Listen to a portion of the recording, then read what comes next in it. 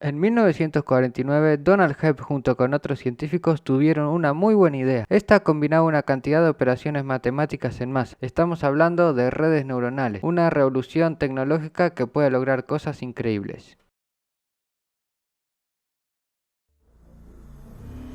Una red neuronal es un modelo simplificado que emula el modo en el que el cerebro humano procesa la información. Funciona simultaneando un número elevado de unidades de procesamiento interconectadas que parecen versiones abstractas de neuronas. El cerebro es como un circuito compuesto de células llamadas neuronas. Y esto es lo que se puede hacer con ellas.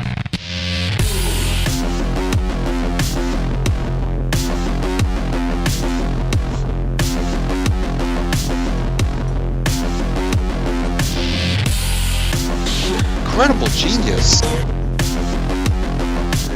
What was he doing? It didn't really make any sense. Whoa! Deep Blue has instantly sacrificed with Knight captures E6. Kasparov just, he stands up, starts gesturing.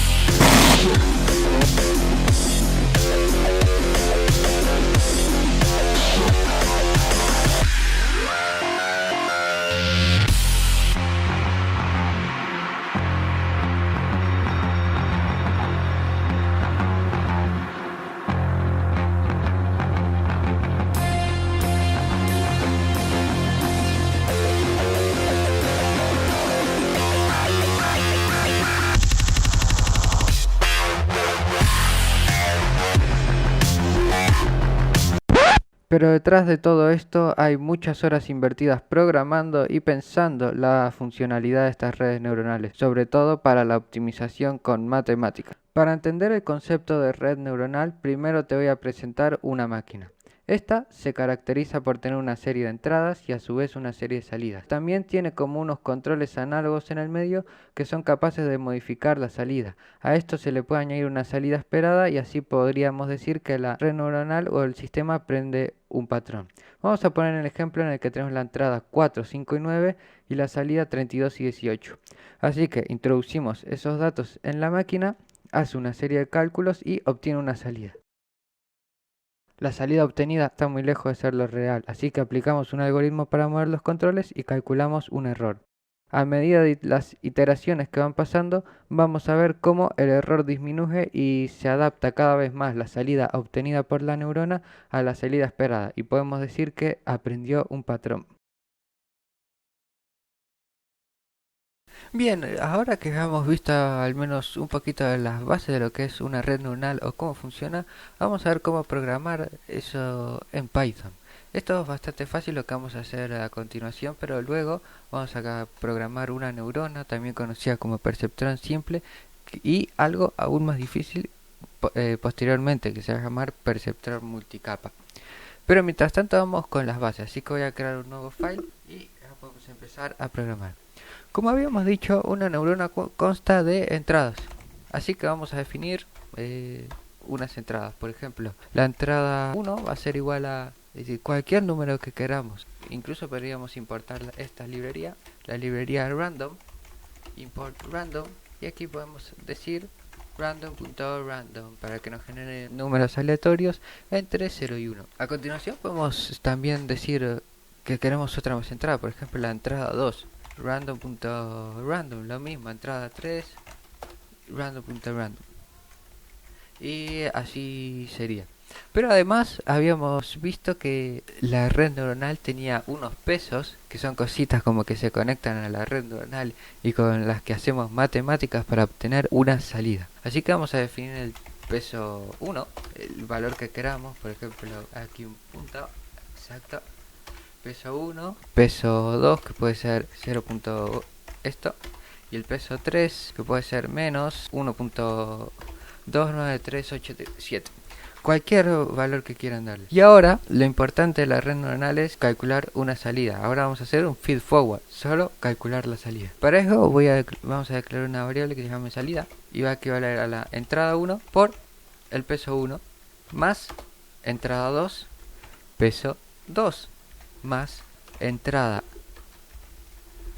3 peso 3. Y eso es el feed forward, pero ahora nos falta a la salida añadirle el umbral, que era otra cosa parecida al peso, pero que no se conecta de neurona a neurona, sino que está en la neurona. Los pesos conectan desde neurona tal a otra, pero el umbral es parte de la neurona. Es como un peso adicional que se le pone a cada neurona. Y entonces aquí voy a definirlo, umbral, que también va a ser un número aleatorio. Y ahora podemos printar una salida. Imprimimos la salida, le damos aquí al run.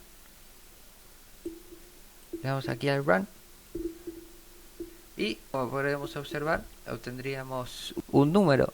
Y eso es lo que hace la red neuronal. Primero hace el feed forward, que lo voy a poner aquí, el feed forward, y calcula la salida. Eso es lo principal que está haciendo aquí. Primero definimos los datos y luego la salida. Sin embargo, esto es muy básico para la red neuronal. Y ya veremos a continuación que normalmente en una red neuronal lo que querríamos hacer es ponerle una salida esperada y calcular un margen de error e ir cambiando los pesos para ajustar esa salida y que se adecue a lo que nosotros queríamos. Pero eso ya lo veremos más adelante. Por ahora vamos a intentar de optimizar este código porque no vamos a poner esto todo así. También lo podemos poner en arrays, que podría ser de la siguiente manera. Entradas es igual a, dentro de un array, la entrada 1 equivaldría a la primera posición de ese array. Luego estaría la entrada 2, que equivaldría a la segunda posición de ese array. Y la entrada 3, que equivaldría a la tercera posición de ese array. Cuando estoy diciendo primera, segunda y tercera, no estoy tomando en cuenta el índice, que este sería el índice 0, el índice 1 y el índice 2. Cuando digo posición me refiero a posición 1, posición 2 y posición 3. Y lo mismo podemos hacer con los pesos.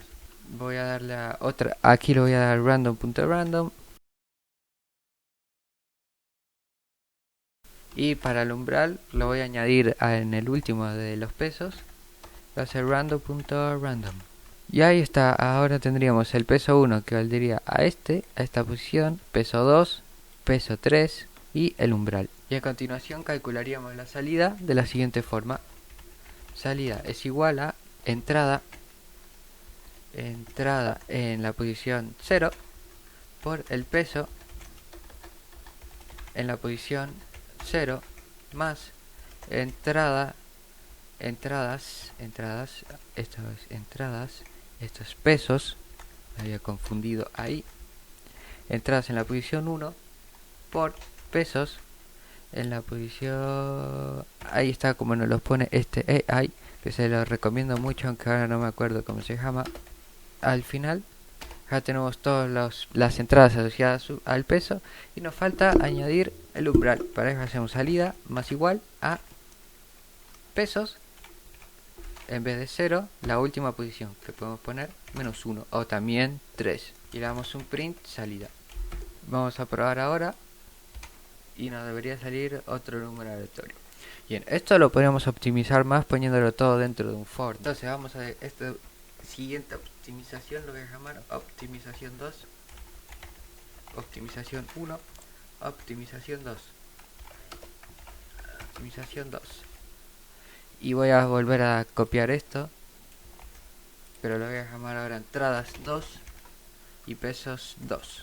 Y por aquí voy a decir que for I in range, vamos a iterar por cada una de estas. For I in range, length de entradas 2 quiere decir que va a iterar por cada posición, es decir, aquí cuántos índices tiene, en este caso 3, y entonces va a repetir esto 3 veces. Y lo que vamos a decir es que salida 3, lo voy a declarar salida, bueno, no hace falta, o sí, bueno, no, salida 3, esto debería ser salida 2, para no confundir. Salida 3 es igual a pesos en el índice I por la entrada, o para no cambiarlo según lo anterior, entradas 2 en el índice I por pesos en el índice, pesos 2 por el índice I. Y aquí damos un más igual. Salida 3, tengo que declararlo ahí, salida 3 es igual a 0 por ahora. Y al final, aquí hacemos salida 3 más igual a pesos 2 y la última posición. Y damos un print salida 3. Y si ejecutamos, vamos a obtener otro número. A ver, has no length, entradas 2, no entrada. Y ahí está. Para comprobar que todo esto da lo mismo, voy a poner los mismos valores en cada uno. Así que voy a copiar esto por aquí.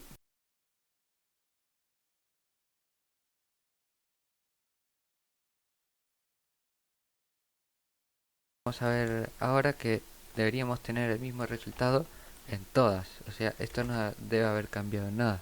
Vamos a probarlo. Y como vemos, está el mismo resultado en todas. Os recomiendo más utilizar esta porque cuando programemos cosas más difíciles como un perceptrón simple, perceptrón multicapa, que ya veremos qué es, vamos a utilizar mucho for y vamos a manejar listas. Arrays, que se le llama en Python, o listas. Esta forma es como muy principiante y por eso recomiendo mucho más esta, y además se entiende mucho más el código y no hay que escribir tanto.